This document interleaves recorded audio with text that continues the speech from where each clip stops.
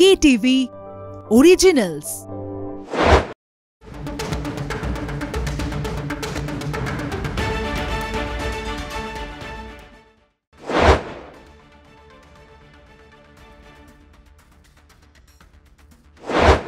নমস্কার, শুরু করছি stadium bulletin, powered by SNU and co sponsored by Jack olive oil. কিন্তু এগুলো তো স্পন্সরের নাম, আজকে দিনের নাম কি, রাতের নাম কি? আজকে রাতের নাম লাল হলুদ, কারণ ডার্বিতে মোহনবাগানকে 1.5 বছর বাদে, অ্যাকচুয়ালি মোহনবাগান সমর্থকরা খাতায় কলমে গুনে বলছেন যে অ্যাকচুয়ালি আরও বেশি, আমরা টেকনিক্যালি বলছি 1.5 বছর বাদে হারিয়ে ইস্টবেঙ্গল রাত্রিরের যে কলকাতার আকাশ, সেই কলকাতার আকাশের রং লাল হলুদ কার্যত করে দিয়েছে। এবং লতা মঙ্গেশকরের বিখ্যাত গান আছে, আজ আজ তবে এইটুকু থাক, বাকি কথা পরে হবে। আমি দেখছি সোশ্যাল মিডিয়ায় ইস্টবেঙ্গল সাপোর্টাররা বলছেন আজ তবে এই দুটো থাক, বাকিগুলো পরে হবে। তাই এই মরশুম কি তাহলে ইস্টবেঙ্গলের হতে যাচ্ছে? আজকে প্রথম মিনিট থেকে ইস্টবেঙ্গল যেরকম হাই প্রেসিং ফুটবল খেলেছে সেটা প্রায় হতবাক করে দেওয়ার মতো, এবং ডুরান্ড কাপের সেমিফাইনালে তারা পৌঁছে গেল। আপাতত তারা খেলবে ডায়মন্ড হারবার এফসির সঙ্গে সেমিফাইনালে, কলকাতার দুটো দলের মধ্যে হবে। ডায়মন্ড হারবার আজকে 2 গোলে হারিয়ে দিয়েছে জামশেদপুরের মাঠে জামশেদপুরকে। মনে রাখবেন ডায়মন্ড হারবার টিমটা ইস্টবেঙ্গলের শীর্ষকর্তা একটু আগে বলছিলেন ফোনে যে অবিরাম দৌড়য় এই ম্যাচটা কিন্তু ইস্টবেঙ্গলের পক্ষে সহজ হবে না। কিন্তু এখন এই সব কথা কে শুনছে? এখন একটাই কথা যে মোহনবাগানকে হারানো গেছে, এবং প্রবল পরাক্রান্ত মোহনবাগানকে হারানো গেছে। আজকে একটা কলকাতার কাগজের সংবাদপত্রে হেডিং দেখছিলাম, আজ জানা মোহনবাগান বনাম অজানা ইস্টবেঙ্গল। কিন্তু ম্যাচে ঠিক উল্টোটা দেখা গেল, যে আজ অজানা মোহনবাগান বনাম জানা ইস্টবেঙ্গল হয়ে গেল। ওখানে সল্টলেক স্টেডিয়ামে আমাদের দুই প্রতিনিধি এত রাত্রিরও দাঁড়িয়ে আছেন, জয়জ্যোতি ঘোষ এবং স্বপন পাল। আমরা এই জয়জ্যোতি আর স্বপনের কাছে এই রাত্রিরে যেতে চাই, যেখানে যুব ভারতীর অনেক লাইট নিভিয়ে দেওয়া হয়েছে। আমাদের দুজন রিপোর্টার কিন্তু তখন থেকে তাই মাঠের মধ্যে, কখনো বাইরে কখনো। জয়জ্যোতি, প্রথমে তোমার কাছে আসছি। সল্টলেকের বিখ্যাত মশাগুলো কি কামড়াতে শুরু করেছে অলরেডি? আজকে গৌতম দা শুধু মশাল জ্বলছে হৃদয়ে, মানে ইস্টবেঙ্গল সমর্থকদের হৃদয়ে মশাল জ্বলছে। তাই এখানে কোনো মশার আর কোনো ব্যাপারই নেই। একটু আগে, মানে ঘন্টা 2 আগে স্টেডিয়ামের ভেতরেও মশাল জ্বলেছিল। আর আজকে ইস্টবেঙ্গল ফ্যান্সদের বাঁধন ভাঙা উচ্ছ্বাস, আসলে মানে একটা লম্বা সময়ের পর জয় আসলে যে উচ্ছ্বাসটা ধরা পড়ে, সেটা আমরা অলরেডি কলকাতা টিভির পর্দায় দেখিয়েছি কীভাবে বাঁধন ভাঙা উচ্ছ্বাসে মেতেছেন ইস্টবেঙ্গল সমর্থকরা। তাই এই মুহূর্তে অবশ্যই আলো নিভে গেছে, অনেক আলো নিভে গেছে যুব ভারতী স্টেডিয়ামে। এবং আমি আর স্বপন দা আজ সারাদিন এই কভারেজে ছিলাম। আর আলো নিভে গেলেও আজকে ইস্টবেঙ্গল সমর্থকদের জন্য একটা কথাই বলবো, যে মশাল আজকে সারা ধরেই জ্বলবে। গৌতম দা, আরেকটা কথা বলি, যে ইস্টবেঙ্গল সমর্থকরা জানতে চান যে ইস্টবেঙ্গলের একজন প্লেয়ার হামিদ, তার এক চোট লাগে, যেখান থেকে যে চোটটাই আজকে বলা হচ্ছে টার্নিং পয়েন্ট। কিন্তু হামিদ খুব নির্ভরযোগ্য প্লেয়ার, মরক্কোর এর মধ্যে এসেই নির্ভরযোগ্য হয়ে গেছেন, ডুরান্ডে গোলও করেছেন। হামিদকে ইস্টবেঙ্গল কর্তারা বলছেন যে কালকে তাকে হাসপাতালে নিয়ে যাওয়া হবে। হামিদের নর্মালি হাঁটছেন, মনে হচ্ছে না গুরুতর বলে। কিন্তু রশিদ কবে ফিরবেন, তার বাবা মারা গেছেন, রশিদ কবে ফিরবেন তারা এখনও জানেন না। আশা করছেন 3-4 দিনের মধ্যে ফিরবেন। আমি স্বপনের কাছে আসছি, যে ইস্টবেঙ্গল জনতার হৃদয়ের রং তো আমরা বুঝলাম, কিন্তু মোহনবাগান যে টিমটা একেবারে চূড়ান্ত ফেভারিট ছিল, এই শোতেও আমরা বলেছিলাম যে মোহনবাগান এগিয়ে আছে, সে মোহনবাগান টিমের আজকে এইভাবে মুখ থুবড়ে পড়ার ব্যাখ্যাটা কি?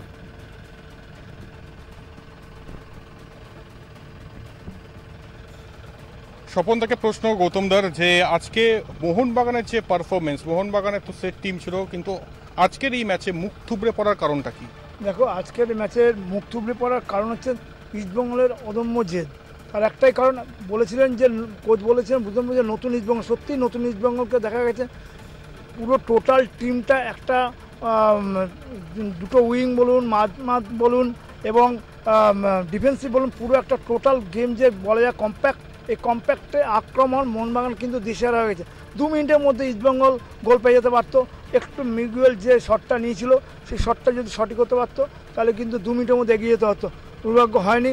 হামিদের চোট পাওয়ার পরেই যেভাবে উঠে গেলেন এবং দিয়ামান্ত কোচ নামলেন এবং আজকে কিন্তু পুরো রাজা হলেন এই যুবতীর নায়ক দিয়ামান্তকোস। ম্যাচের পর মলিনা কি বললেন? ম্যাচের পর মলিনা কিন্তু এই হারে কোনো অজুহাত দেননি। উনি বলছেন যে আমরা যোগ্য দল হিসাবে কিন্তু ইস্টবেঙ্গল জিতেছে এবং ফিটনেস সমস্যা কোনো অজুহাত দেয়নি। বলছেন যে এই যে দল হারার জন্য আমি সমর্থকদের কাছে ক্ষমা চেয়ে নিচ্ছি, তবে আমার দলে সূর্য উঠবে। এই যে কারণ উনি স্বপন থ্যাংক ইউ স্বপন আসছি আবার তোমার কাছে, আবার আসছি তোমার কাছে। মলিনা হারের পর সমর্থকদের কাছে ক্ষমা চেয়ে নিয়েছেন, স্বপন এক্ষুনি বলল, এবং বলেছেন যে ওয়েট করুন, সূর্য কিন্তু আবার উঠবে। আমরা যাচ্ছি একটা ছোট্ট ব্রেকে, অনুষ্ঠানে আমরা ফিরবো। মলিনা যেমন বলেছেন তেমনি বলছি, অনুষ্ঠানে এক্ষুনি ফিরবো, ছোট্ট একটা বিরতি, কোথাও যাবেন না প্লিজ।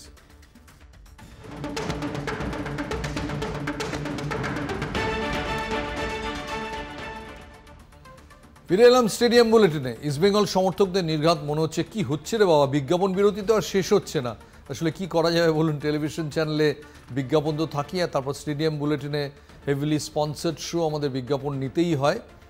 কিন্তু প্রশ্ন হচ্ছে যে ইস্টবেঙ্গলে আজকে যিনি ডিফারেন্স গড়ে দিলেন দুটো ম্যাচ করে, দুটো গোল করে ম্যাচে, দুটো গোল, একটা পেনাল্টিতে এবং তারপর একটা ব্রিলিয়েন্ট গোল, সেই ভদ্রলোক আজকে ম্যাচের 18 মিনিটে প্রথম মাঠে নামেন। তার আগে হামিদ খেলছিলেন, যিনি ইস্টবেঙ্গল জনতার ভরসা। আমি ওখানে জয়জ্যোতিকে জিজ্ঞেস করি যে এই যখন হামিদের চোটটা লাগলো তখন প্রেস বক্সে বসে কি মনে হচ্ছিল তোমাদের, যে ইস্টবেঙ্গলের সব আশা চলে গেল? একদমই গৌতম দা, কারণ এবারের মানে 1 নম্বর প্লেয়ার ইস্টবেঙ্গলের যে বিদেশিদের কথা বলা হচ্ছে তার মধ্যে এই হামিদ কিন্তু অন্যতম, এবং গতকাল অস্কার ব্রুজো কিন্তু তার নামটা নেন এবং তিনি বলেন যে এই ইস্টবেঙ্গল অন্য ইস্টবেঙ্গল। এবং সেই হামিদ যখন 16 মিনিটে চোট পান, সেখানে কিন্তু ভরসা প্রায় মানে চলেই যাচ্ছিল ইস্টবেঙ্গল সমর্থকদের যে হয়তো ম্যাচটা বেরিয়ে গেল, মোহনবাগান হয়তো আবারও আরেকটা ডার্বি জিততে চলেছে। মানে সেই যে বদলাটা, যেটা ডুরান্ট ফাইনালে পেত্রাতোসের গোলে মোহনবাগান জিতেছিল 2 বছর আগে, সেই বদলাটা বোধহয় আর নেওয়া হলো না। কিন্তু সেই সময়ে 18 মিনিটে এই দিমিত্রিয়াস নামলেন, দিয়ামান্তকোস, এবং এই ডার্বি একটা রাত একজন ফুটবলারকে নায়ক থেকে মহানায়ক করে তোলে, এবং আজকে নায়ক থেকে মহানায়কে উত্তীর্ণ হলেন এই দিয়ামান্তকোস এবং জোড়া গোল করলেন। এই ফুটবলারকে নিয়ে কিন্তু অনেক অভিযোগও ছিল যে যেভাবে তাকে নেওয়া হয়েছে দলে, সেই মানে পোটেনশিয়ালিটি অনুযায়ী তিনি পারফর্ম করতে পারছে না। কিন্তু আজকে বোধহয় সব প্রশ্নের উত্তর দিলেন দিয়ামান্তকোস, এবং এই মুহূর্তে ইস্টবেঙ্গল সমর্থক থেকে শুরু করে ইস্টবেঙ্গল কর্তাদের নয়নের মণি আজকের এই নায়ক থেকে মহানায়কে উত্তীর্ণ হওয়া এই যুবভারতী সবুজ গালিচায় দিয়ামান্তকোস। গৌতম দা, আমি একটু ডিসএগ্রি করবো। আমি নায়ক থেকে মহানায়ক বলবো না, আমি বলবো কার্যত ভিলেন থেকে হিরো। কারণ দিয়ামান্তকোসকে ছেড়ে দিতে চেয়েছিলেন ইস্টবেঙ্গল কর্তারা। তিনি আগের মরশুমে কেরালা ব্লাস্টার্সের হয়ে আইএসএল এর সর্বোচ্চ গোলদাতা ছিলেন, অথচ গত বছর টোটাল ইস্টবেঙ্গলের হয়ে গোল করেছেন 4টে, হলুদ কার্ড দেখেছেন বোধহয় 2টো, এবং তার সঙ্গে মাদিতালালের একটা কম্বিনেশন গড়ে উঠেছিল। যেই মুহূর্তে মাদিতালাল চোট পেয়ে গেলেন, দিয়ামান্তকোস খরচার খাতায় চলে গেলেন। এবং আমি জানি অস্কার রুজো তাকে পরশুদিন নাকি বলেছিলাম, ইস্টবেঙ্গল কর্তাদের মুখে শুনছিলাম যে তোমাকে ক্লাব কর্তারা ছেড়ে দিতে চায়, আমি তোমাকে রাখতে চাইছি, এমন একটা খেলো যাতে আমি ওদের বলতে পারি যে তোমাকে রাখা উচিত। শুনে মনে হলো যে সেই পিকে ব্যানার্জি যেরকম সুভাষ ভৌমিককে 73-এ উদ্দীপ্ত করেছিলেন যে মোহনবাগান তোমায় বেতো ঘোড়া বলে তাড়িয়ে দিয়েছে, মোহনবাগানকে দেখাও, অনেকটা বোধহয় সেই ঢঙে তাকে উদ্দীপ্ত করছিলেন। এবং আজকের পর মনে হচ্ছে যে যখন হামিদ চোটসারি যদি ফেরতও আসেন, হামিদ এবং দিয়ামান্তকোস দুজনেই সামনে খেলবেন, কাউকেই হয়তো বসতে হবে না। আজকে সেকেন্ড গোলের পর বা এই ওভারঅল ম্যাচের পর জনতার উচ্ছ্বাসটা কিভাবে তাকে নিয়েছিল একটু যদি বলো।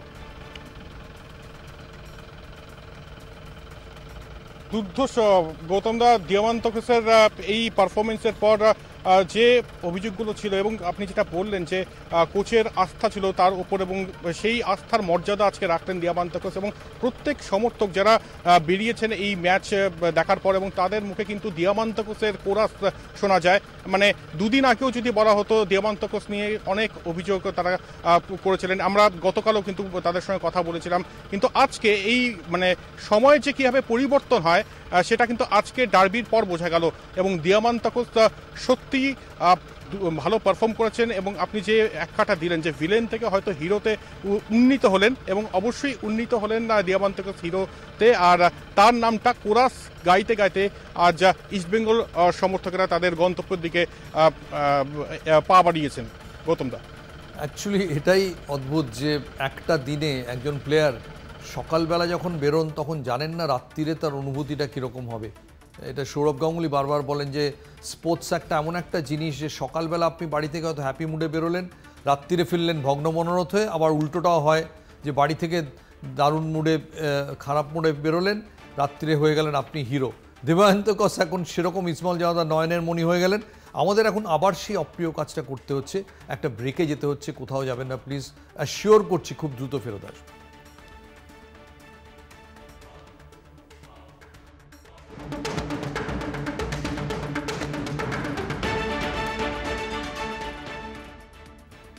ফিরে এলাম বিরতির পর। আপনাদের ইস্টবেঙ্গল সমর্থকদের অবশ্যই মনে আছে যে গত কয়েক বছর ধরে ইস্টবেঙ্গল ক্লাবের ইতিহাসে তাদের পারফরমেন্সে যা ঘটছিল তাকে হৃদয় বিদারক বললে খুব কম বলা হয়, কিন্তু এবার সিজনের শুরু থেকে দুটো ডার্বি, দুটোতেই জয়। প্রথমে লিগে, তারপরে এখানে কল্যাণীতে জয়, তারপরে আবার সল্ট লেকে। এবার কল্যাণীর জয়তে যদি আপনি বলেন যে টিমের মেন প্লেয়াররা ছিলেন না সেই অর্থে মোহনবাগান টিমের, এখানে তো সবাই ছিলেন। এরপরে কি করে হলো? আমরা ভাবছিলাম জেমি ম্যাকলারেন, লিস্টন কোলাস ওদের আটকানোই যাবে না। তারপর প্রথম মিনিট থেকে আমরা দেখলাম ঠিক উল্টো জিনিসটা ঘটছে। প্রথম মিনিট থেকে অ্যাটাক করছে ইস্টবেঙ্গল এবং প্রথম মিনিটে বিশাল কায়েতকে একটা গোল বাঁচাতে হলো। কেন মোহনবাগানের এই অবস্থা হলো? আমি একটু স্বপন পালকে জিজ্ঞেস করতে চাই। সবাই বলছে যে মোহনবাগানের কন্ডিশনিং ঠিক মতো হয়নি, প্রি কন্ডিশনিং। এটা কি প্রফেশনাল ইয়েতে এটা কোনো যুক্তি যে প্রি কন্ডিশনিং হয়নি কেন? যেখানে ইস্টবেঙ্গল 1 মাস ধরে ট্রেনিং করছিল, মোহনবাগান ট্রেনিং করেনি কেন? কি মনে হয় তোমার?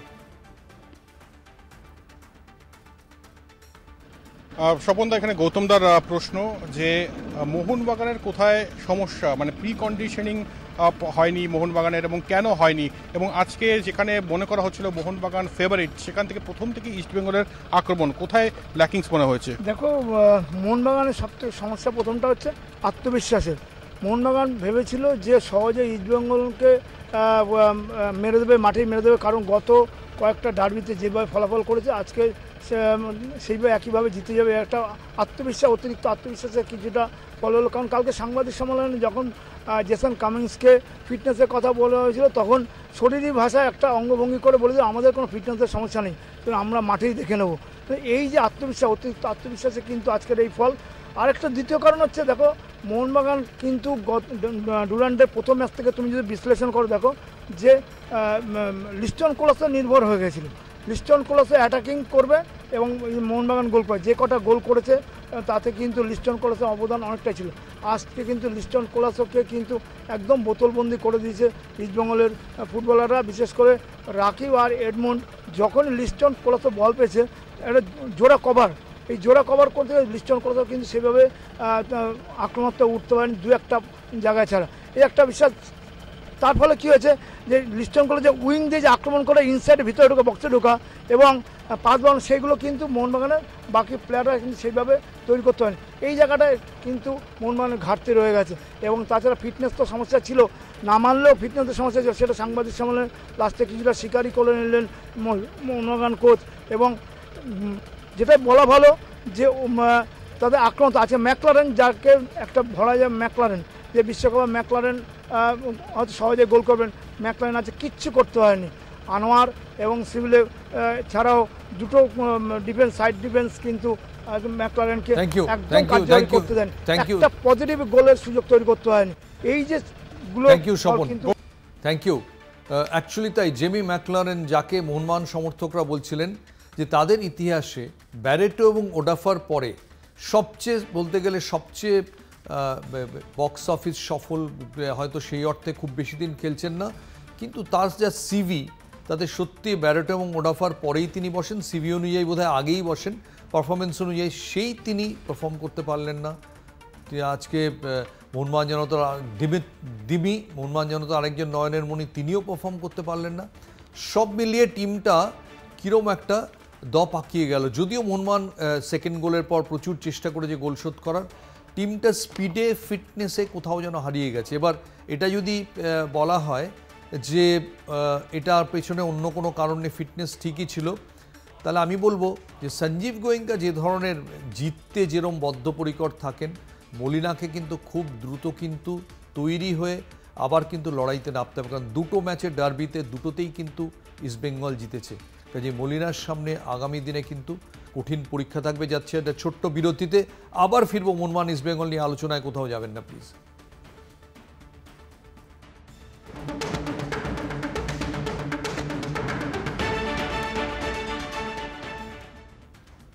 ফিরে এলাম বিজ্ঞাপন বিরতি থেকে। আজকে গোটা মাঠ হয়তো দিবায়ন্ত কোচকে নিয়ে উদ্বেল ইস্টবেঙ্গল জনতারা, কিন্তু ইস্টবেঙ্গল কর্তাদের কথা শুনে মনে হচ্ছে তাদের কাছে ম্যান অফ দ্য ম্যাচ প্রথম কোচ অস্কার রুজো, যিনি প্রথম ডার্বি জিতলেন, এবং সেকেন্ডলি আনোয়ার আলী, যিনি ডিফেন্সের নেতৃত্ব দিয়েছেন এবং জেবি ম্যাকলারেনকে আজ মাথা তুলে দাঁড়াতেই দেননি। জয়জ্যোতি, খুব সংক্ষেপে তোমার কাছে আসবো যে আর ম্যাচ ঘিরে, ম্যাচের পর আর ছবি বিশেষ উল্লেখযোগ্য কি রয়েছে? গৌতম দা, দুটো ছবি তুলে ধরার চেষ্টা করব। একটা অবশ্যই ম্যাচের সময় একটা প্ল্যাকার্ড দেখা যায়, আমি সেই প্ল্যাকার্ডের লেখাটা অবশ্যই বলবো, উই ইস্টবেঙ্গল ফ্যামিলি আর with you Rashid, stay strong. Rashid ফিরে গিয়েছেন, তবে রশিদের কথা কিন্তু ভাবা হয়েছে এই স্টেডিয়ামে, এবং অবশ্যই গতকাল যেটা সৌভিক বলেছিলেন যে ম্যাচ যদি জেতে, ডার্বি যদি জেতে, তাহলে এই জয়টা রশিদকে উৎসর্গ করবে, এবং সেইভাবেই কিন্তু টিম ইস্টবেঙ্গল উৎসর্গ করেছে। এবং ম্যাচের পর যেটা আমরা দেখলাম, গতকাল আমরা দেখেছিলাম যে প্রেস কনফারেন্সেও জেসন কামিংসের হুঙ্কার, এবং আজকের ম্যাচ শেষে তার যে জেস্চার, যেভাবে অঙ্গভঙ্গি করলেন টিম বাসে ওঠার সময় ইস্টবেঙ্গল সমর্থকদের উদ্দেশ্যে, সেটা কিন্তু 2005-06 সালে যখন দক্ষিণ আফ্রিকা কলকাতায় খেলতে আসেন রাহুল দ্রাবিড় ক্যাপ্টেন, সেই সময় গ্রেগ চ্যাপেল বাসে ওঠার সময় যে অঙ্গভঙ্গিটা করেছেন, তিনিও অস্ট্রেলিয়ান কোচ ছিলেন, এই কামিংসও কিন্তু অস্ট্রেলিয়ান। আমি জানি না অস্ট্রেলিয়ানদের সঙ্গে কি প্রবলেম হয়, এই একই জেস্চার করলেন। আজকে ডার্বিতে অবশ্যই হেরেছে মোহনবাগান, তবে হারজিত রয়েছে ডার্বিতে, তবে যাওয়ার সময় এটা কিন্তু যে জেস্চারটা করলেন জেসন কামিংস, ফুটবলের স্পিরিট কোথাও গিয়ে বিঘ্নিত হলো, এবং এখানে সাংঘাতিকভাবে আহত হলো ফুটবলের স্পিরিট। গৌতম দা, জেসন কামিংস বাসে ওঠার সময় ইস্টবেঙ্গল সমর্থকদের দিকে একটা কুৎসিত অঙ্গভঙ্গি করেছেন, জানি না ক্যামেরা নিশ্চয়ই সেটা ধরেছে, সেটা মনে হয় না তার ইমেজের পক্ষে, মোহনবাগান সুপার জায়ান্টসের ইমেজের পক্ষে খুব একটা ভালো হবে কিনা। কিন্তু এখন সবচেয়ে বড় প্রশ্ন হচ্ছে এই জোড়া হারের ধাক্কা কাটিয়ে মোহনবাগান কত তাড়াতাড়ি আবার সচল হবে, কারণ মোহনবাগান টিম হিসেবে দুর্ধর্ষ।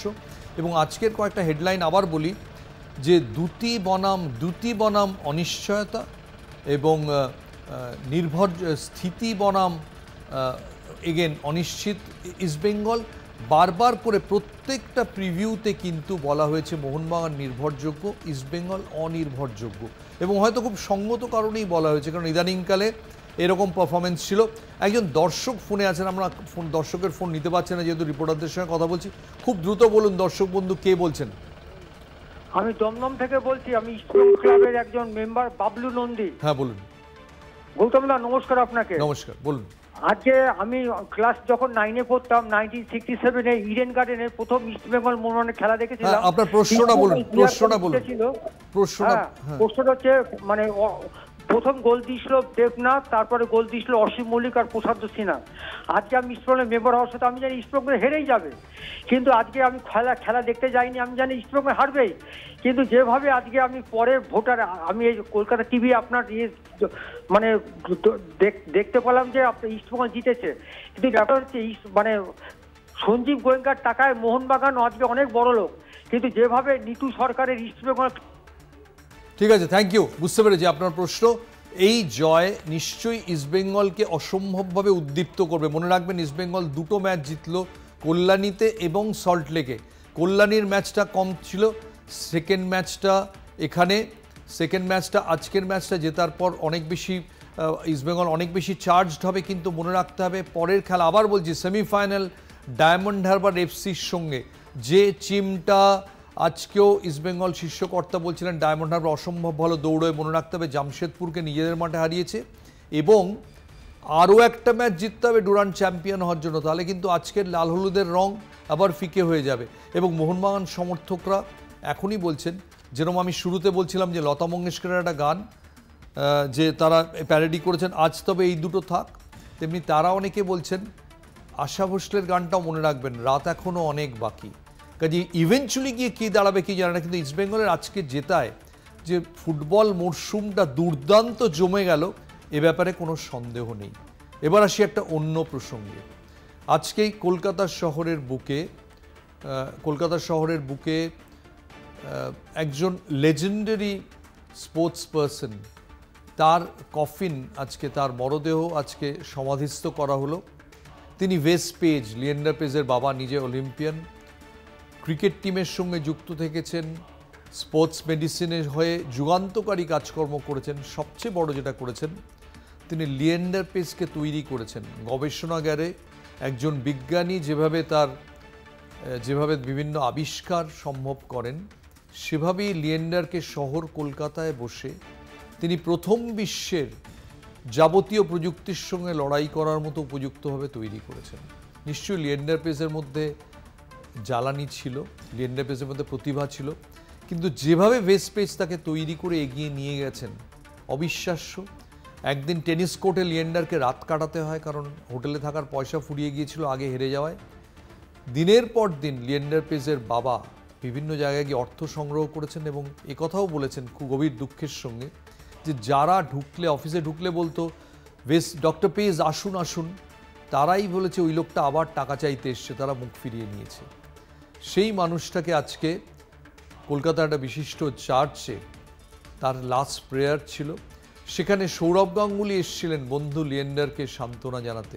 একটা অসাধারণ ছবি, যে বাবার মরদেহ দূরে আর সৌরভ গাঙ্গুলি জড়িয়ে ধরেছেন লিয়েন্ডার পেজকে। লিয়েন্ডার পেজ জানেন তার জীবনে বাবার মর্ম কি। শুধু এটুকুই বলতে পারি যে লিয়েন্ডার যখন কিছুদিন আগে তাকে যখন টেনিস ওয়ার্ল্ড সম্মানিত করলো, সেই অনুষ্ঠানে লিয়েন্ডার কিন্তু মার্কিন যুক্তরাষ্ট্রে তার বাবাকে নিয়ে গিয়েছিলেন। এবার পার্কিনসন্সে হয়তো ওয়েস্ট পেজের যথেষ্ট জ্ঞান ছিল না, কিন্তু অন্তত দেখে গেছেন যে ছেলেকে তিনি যা বানাতে চেয়েছিলেন, একটা অলিম্পিকের ব্রোঞ্জ ওই বাড়িতেই এসছে। অসাধারণ একটা কীর্তি কাহিনী। কিন্তু আবার বলছি, দিনের শেষে আজকের রাত তো শোকের রাত নয়, আজকের রাতটা শোকের দুপুরবেলা। হয়তো আজকের রাত কলকাতা মরশুমে নতুন রং আসার রাত, এবং আজকের রাত লাল হলুদের রাত। একই সঙ্গে মোহনবাগান সমর্থকদের কথা মনে রাখতে হবে, রাত এখনও অনেক বাকি। কে বলতে পারে মরশুম এখনও অনেক বাকি কিনা। আজকে এই অবধি চললাম। সবাইকে ধন্যবাদ। জয়জ্যোতি এবং স্বপন আমার মনে হয় সল্টলেকের মশাদের থেকে এখন মুক্তি পেল। ভালো থাকবেন সবাই, শুভরাত্রি।